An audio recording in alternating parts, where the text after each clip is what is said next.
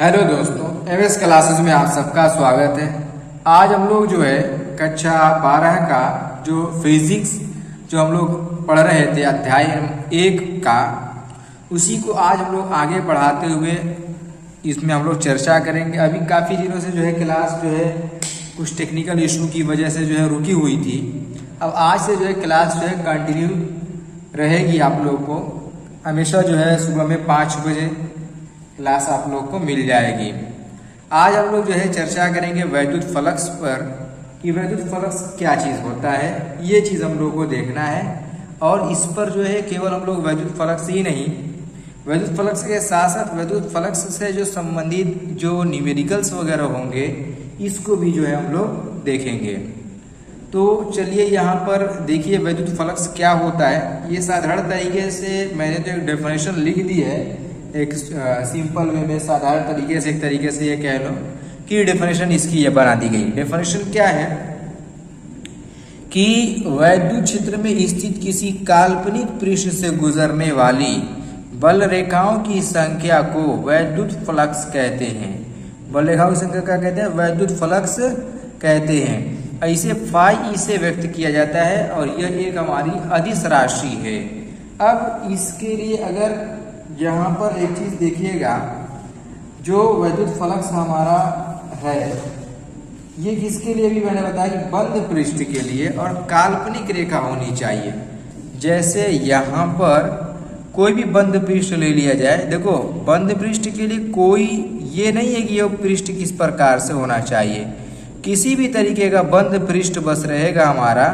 ये हमारा का इससे जो बल रेखाएं निकलेंगे ऐसे, ये हमारी इधर से निकल रही है, सामने से बल रेखा निकल रही है, तो बल रेखाओं की जितनी भी संख्या निकल रही होगी इसको हम लोग बोलेंगे, क्या बोलेंगे? वैद्युत फ्लक्स कहा जाएगा। यानी बल रेखाओं की संख्या को वैद्युत फ्लक्स कहते हैं।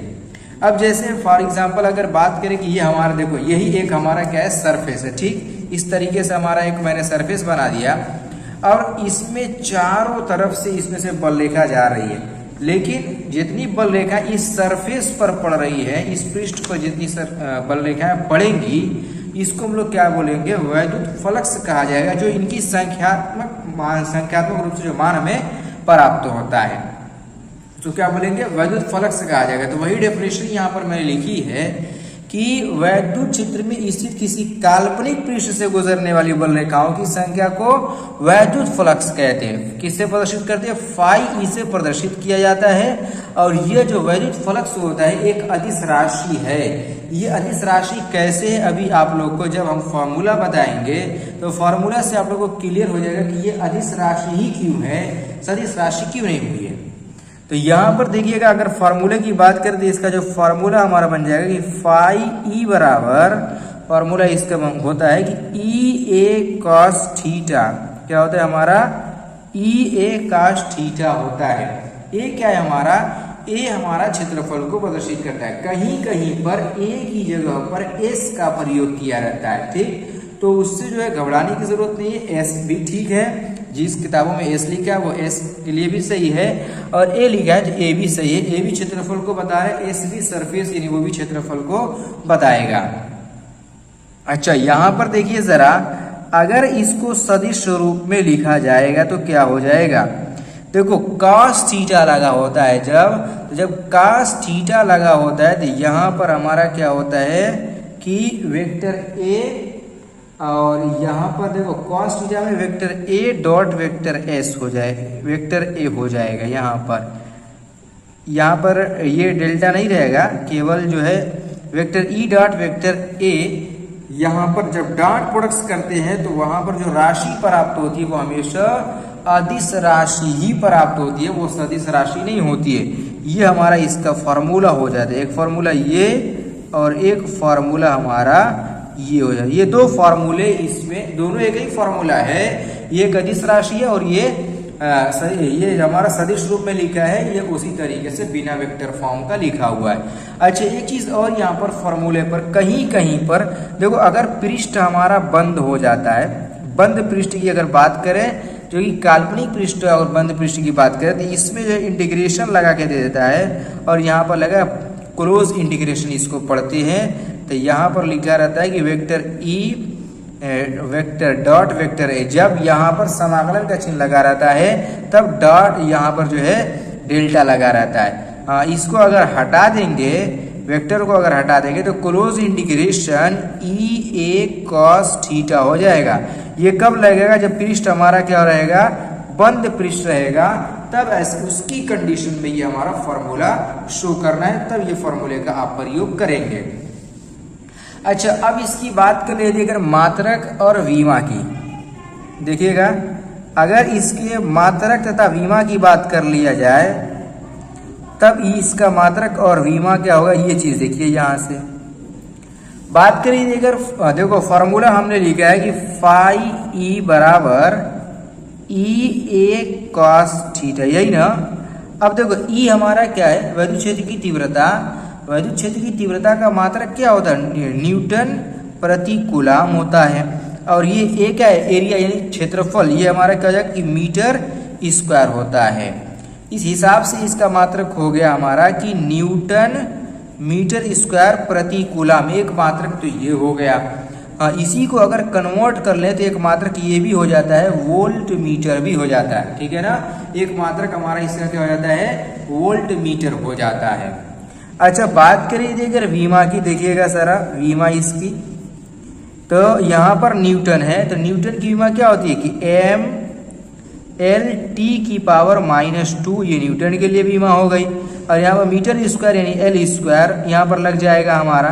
और ये क्या है? कूलम यानी आवेश। आवेश की विमा क्या होती है? ए टी की पावर -1, ये हमारे आवेश की विमा होती है। अगर इसको एक साथ कर दें हम लोग तो यहाँ पर क्या हो जाएगा कि एम एल की घात कितना होगा? 3। देखो, एक यहाँ पर, दो यहाँ पर, 3 हो जाएगा। और टी की घात हमारा कितना हो जाएगा? तो टी की घात भी हमारा इसमें, आप जब इसको सॉल्व करेंगे तो टी की घात भी हमारा माइनस में चला जाएगा, -3 हो जाएगा। देखो यहाँ पर माइनस में नहीं होता, केवल 80 होता है, तो यहाँ पर टी की घात -3 हो जाएगा। और यहाँ पर जब ए ऊपर जाएगा तो -1 हो जाएगा। यानी वैद्युत फ्लक्स फाई ई की विमा मिल गई हम लोग को, एम एल की घात 3, टी की घात -3, ए की घात -1, ये इसकी विमा होती है, ठीक।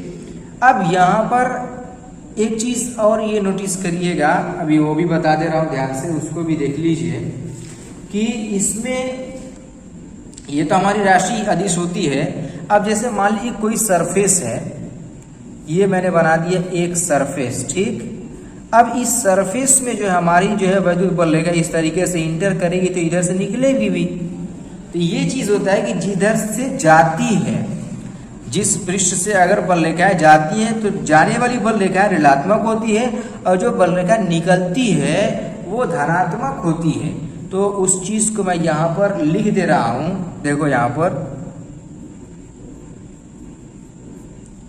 यदि पृष्ठ से बल रेखा निकलती है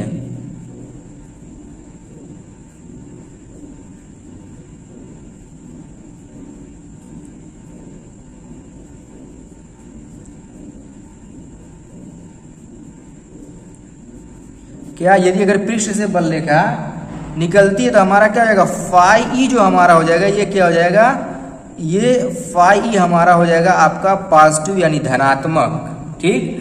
और यदि अगर पृष्ठ से बल रेखा जो है अंदर की तरफ जाती है यानी प्रवेश करती है, यदि यहां पर आएगा पृष्ठ में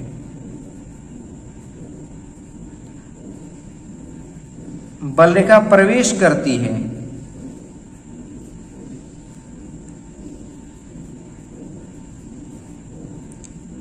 तब जो हमारा फाई ई हो जाएगा, ऐसी कंडीशन में हमारा क्या हो जाएगा, ये ऋणात्मक यानी माइनस निगेटिव हो जाता है। कब, देखो जैसे यही सरफेस हमारा है, जैसे मान लीजिए कि चलो ये सरफेस है, ठीक, इधर से बल रेखा जा रही तो ऋणात्मक और इधर से निकल रही है तो धनात्मक, ये चीज इसमें होता है, ठीक। तो ये होता है। और एक चीज और इसमें ये नोटिस करिएगा कि जो हमारा बल रेखा होती है, ये कोण किसके साथ लेते हैं, तो कोण जो हमारा होता है हमेशा जो है क्षेत्र सदिश के साथ कोण लिया जाता है। यानी इस ये क्षेत्र जो सदिश है इसके साथ कोड लेते हैं, न कि जो है दो क्षेत्र की तीव्रता के साथ कोड लिया जाता है। ये हमारा जो है इसके अंदर होता है, क्षेत्र सदिश के साथ इसमें कोड लिया जाता है। ठीक, अच्छा इस पर थोड़ा सा जो है हम लोग चर्चा कर लें। जैसे देखो अभी मैं इस चीज को बता दूं आप लोगों को, कोड हमेशा किसके साथ लिया जाता है? सदिश क्षेत्र के साथ लिया जाता है। जैसे यहाँ पर अगर मैंने एक सरफेस बना दिया, ये हमारा प्रदर्शित कर रहा है ए और यहाँ पर वैद्युत क्षेत्र की तीव्रता ई, तो इसके इन दोनों के बीच का जो कोण होता है इसको लिया जाता है। और अगर इस तरीके से हमारा कोण दिया रहे, एक ऐसे और एक ऐसे, अब कोण ये वाला कोण दिया हो तो इसको नहीं लेना है, हम लोग को जो कोण लेना है वो यही वाला कोण होगा। मान लो ये थीटा दिया तो इसको निकालने के लिए इसमें जो हमारा जो फाई ई लगेगा वो क्या हो जाएगा कि ई ए कॉस 90 माइनस थीटा हो जाएगा। और इसमें जो फॉर्मूला लगेगा फाई ई बराबर हमारा हो जाएगा कि ई ए कॉस थीटा हो जाएगा। ये चीज होता है इसके अंदर, तो ये इसको ध्यान में रखिएगा आप लोग, ठीक है ना। फॉर्मूले को अच्छी तरीके से दिमाग में बैठा के रखिएगा। अच्छा आइए थोड़ा सा इस पर जो है मैं आप लोगों को कुछ क्वेश्चन बता रहा हूँ। देखिएगा क्वेश्चन किस किस तरीके के इसमें क्वेश्चन आ सकते हैं। दो फॉर्मूला मैंने इसी में जो है दो तरीके से फॉर्मूला लिखा है, एक वेक्टर फॉर्म में, एक बिना वेक्टर का। दोनों पर मैं एक क्वेश्चन आप लोग को बता दे रहा हूँ। चलिए ध्यान से देखिएगा। देखिए यहाँ पर पहले क्वेश्चन, सबसे पहले पहला क्वेश्चन क्या लिखा हुआ है हमारा कि एक समतल पृष्ठ का क्षेत्रफल 3.1 मीटर स्क्वायर है। एक समान विद्युत क्षेत्र 8.2 × 5 न्यूटन प्रति कूलाम में स्थित है। पृष्ठ से निकलने वाले वैद्युत फ्लक्स की गणना कीजिए जब ई पृष्ठ के तल के साथ 60 डिग्री का कोण बनाता है। यानी क्वेश्चन के अंदर हमारा दिया ए का मान कितना दिया कि 3.1 मीटर स्क्वायर, और यहाँ पर हमारा ई का मान दिया कितना कि 8.2 × 10⁵ न्यूटन प्रति कूलाम, और यहाँ पर थीटा का मान दिया है 60 डिग्री। ठीक, ये चीज दिया हुआ है। निकालना क्या हम लोगों को? फाई निकालना है, फाई ई। तो यहाँ से इसके लिए फॉर्मूला लिखवाया था कि फाई ई बराबर, देखो यहाँ से फाई ई बराबर ई ए कॉस थीटा, ये लिखवाया था। मान रख देंगे यहाँ पे कितना 8.2 × 10⁵ और एक का मान 3.1 गुणे यहाँ पर हो जाएगा हमारा cos 60। इसका कोण ऐसे ही दिया है, ठीक है ना। दोनों का ए और ई के बीच का कोण दिया हुआ है। अब देखो यहाँ पर रहेगा हमारा कि 8.2 × 10⁵, यहाँ पर जाएगा 5 × 3.1 और यहाँ पर रहेगा 1/2 हो जाएगा। इससे इसको काट लेंगे, हमारा 4.2 हो जाएगा, 4.1 हो जाएगा। यहाँ पर 4.1 × 3.1 × 10⁵। आप लोग जब इसका गुणा करेंगे अच्छी तरीके से, आप लोग इसको कैलकुलेट कर लेंगे तो कैलकुलेशन के बाद यहाँ पर ये जो मिलेगा हम लोगों को कि 12 यहाँ पर मिल जाएगा 7 और गुणे 10⁵। तो इसको हम लोग लिख लेंगे कि 1.27 × 10⁵ हो जाएगा। फ्लक्स निकाले तो फ्लक्स के लिए मात्रक हमारा क्या हो जाएगा कि न्यूटन मीटर स्क्वायर प्रति कूलाम, ये मात्रक होता है। यहाँ पर वोल्ट प्रति मीटर भी लिख सकते हैं, दोनों अभी मैंने बताया, दोनों लिखा जा सकता है, कोई दिक्कत नहीं है। तो ये था इस वाले पर एक क्वेश्चन। अच्छा एक क्वेश्चन और सदिश वाले पर मैं बता दे रहा हूँ। देखिए यहाँ पर ये भी आसान है। कल ही कहे कि ये वोल्ट प्रति मीटर का मतलब हमारा क्या हो जाएगा, ई दिया गया है कितना 2I + 10J, ये दिया है हमारा, ठीक। और यहाँ पर इसका मात्रक के साथ लिखे कि वोल्ट प्रति मीटर, और फिर यहाँ पर देखो क्षेत्रफल यानी ए का मान दिया है 0.2 J मीटर स्क्वायर। तो लिखा है कि पृष्ठ से निर्गत फ्लक्स की गणना कीजिए। फ्लक्स यानी फाई ई निकालना है। अब इसके लिए फॉर्मूला लिखवाया ई इंटू मतलब वेक्टर ए इंटू डॉट है यहाँ पर, और यहाँ पर रहेगा वेक्टर ए, मान रख देंगे। तो यहाँ पर क्या होगा 2I + 10J, यहाँ पर डॉट प्रोडक्ट हो जाएगा, यहाँ पर 0.2 J हो जाएगा। अब देखो यहाँ पर कि किसका जो है किस में गुणा होगा, ये चीज हम लोग को यहाँ पर देखना है।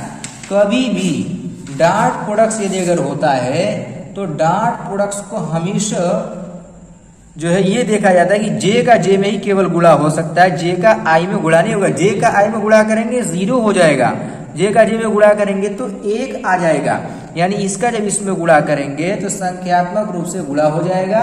और यहाँ पर हम लोग का देखो इसका इसमें गुणा करेंगे 0 हो जाएगा, इसका जब इसमें गुणा करेंगे तो कितना हो जाएगा 2 हो जाएगा, +2 यानी कितना हो जाएगा 2 इसका मात्रक हो गया, 2 आ गया इसका आंसर। मात्रक हो जाएगा हमारा कि न्यूटन मीटर स्क्वायर प्रति कूलाम, ये इसका आंसर हो जाएगा। उम्मीद करता हूँ कि इस तरीके से आप लोग क्वेश्चन लगाओगे।